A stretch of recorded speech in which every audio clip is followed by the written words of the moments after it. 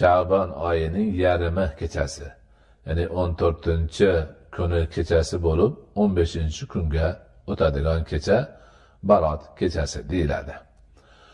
Bu kecha to'g'risida ma'lumotlar, gap so'zlar nihoyatda ko'p. Lekin ularni jumlasi, hammasi asosga, ya'ni ki qattiq kuchli asosga ega bo'lmagan gaplar. Hadislar bo'lsa zaif hadislar hisoblanadi. Shuning uchun bu kechani ibodat bilan o'tkazgan yaxshi. Nafl namozlar o'qish bilanmi, ilmiy majlislar qilish bilanmi yoki boshqa bir holatlar bilanmi, bu yaxshi narsa.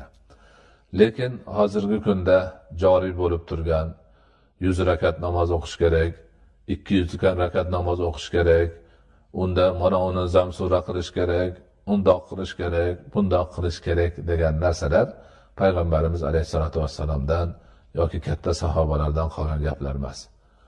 Keyinchalik ba'zi bir odamlar o'zlari qilgan bo'lishi mumkin, lekin bu shariat emas. Bu buyruq emas. Qilmagan odam u bo'ladi, bu bo'ladi degan narsa emas.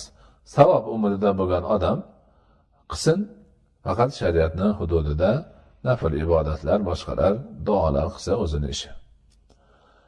Lekin haddan oshirib yuqoriga chiqarib yubormaslik kerakligini ulamolarimiz doimiy ravishda ta'kidlab kelishadi.